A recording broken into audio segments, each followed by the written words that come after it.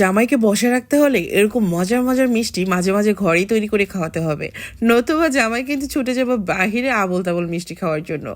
আজকের এই রেসিপি তাদের জন্য যারা একদমই পুডিং বানাতে আনাড়ি, আর আজকের এই পুডিং যাকে একবার খাওয়াবেন সে কিন্তু আপনাকে মিনিমাম 20 বছর পর্যন্ত মনে রাখবে। এটা এত বেশি টেস্টি, মুখে দেওয়া মাত্রই সে অন্য একটা জগতে হারিয়ে যাবে। অনেক টেস্টি, ছোট বড় সবাই খুব পছন্দ করবে।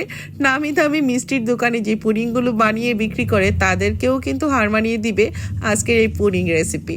যদি ভালো লাগে ভিডিও বেশি বেশি করে শেয়ার করবেন, কারণ এটা কিন্তু অনেক মজার একটা রেসিপি হতে যাচ্ছে।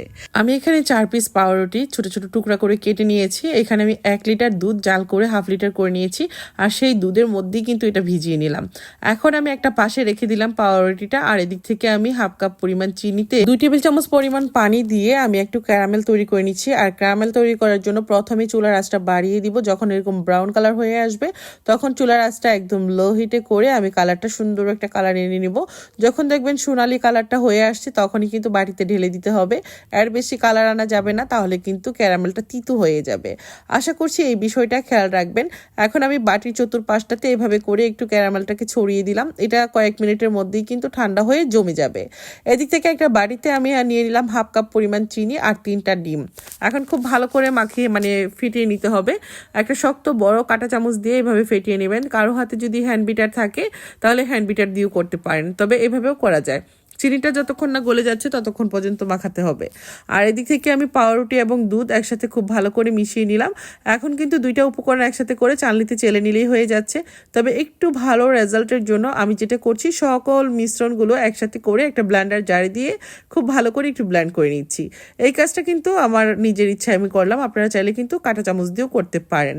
এই তো আমার ক্যারামেল কিন্তু সুন্দর করে স্টিলের বাটিতে সেট হয়ে গেল। এখন আমি একটা চালনিতে ছেঁকে নিচ্ছি। এতে করেই পুডিংয়ের ভিতরে যে থিকনেসটা সেটা অনেক বেশি স্মুথ হবে, খেতেও অনেক টেস্টি হবে। এই তো আমার যে ডিমের অবশিষ্ট অংশগুলো বা ব্রেডের অবশিষ্ট অংশগুলো সেগুলো কিন্তু আমি এখন ফেলে দেব, এর মধ্যে দিব না। এতে করে কিন্তু পুডিংটা যখন হবে তখন কিন্তু খেতে ভালো লাগবে না। এখন আমি এই বাটিটা সহ একটা পাতিলের মধ্যে বসিয়ে দেব। তার আগে পাতিলের মধ্যে দিয়ে দিচ্ছি পানি, আর বাটিটা যেন প্রায় 2 ইঞ্চির মতো ডুবে থাকে ওরকম করে পানিটা দিলেই হবে। আর বেশি পানি দেওয়া যাবে না, তাহলে কিন্তু বলক উঠে বাটির মধ্যে চলে যাবে পানি। হ্যাঁ, এই বিষয়গুলোও খেয়াল রাখতে হবে। রান্না করার সময় কিছু টিপস অ্যান্ড ট্রিক্স অবশ্যই মাথায় রাখতে হবে। আমি মিনিমাম এটাকে 1 ঘন্টার মতো এরকম মিডিয়াম আঁচে বসিয়ে রেখেছিলাম।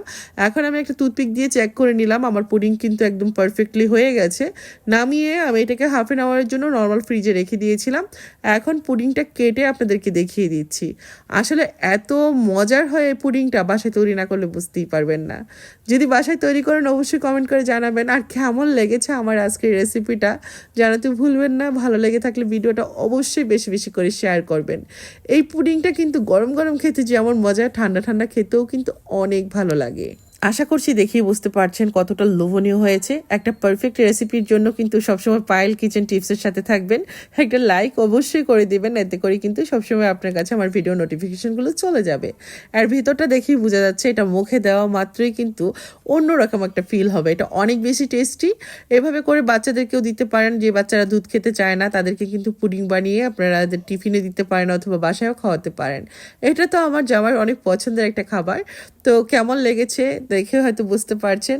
আপনাদের কমেন্ট পড়লেই বুঝতে পারবো আপনারা কতটা এনজয় করেছেন আজকের ভিডিওটা।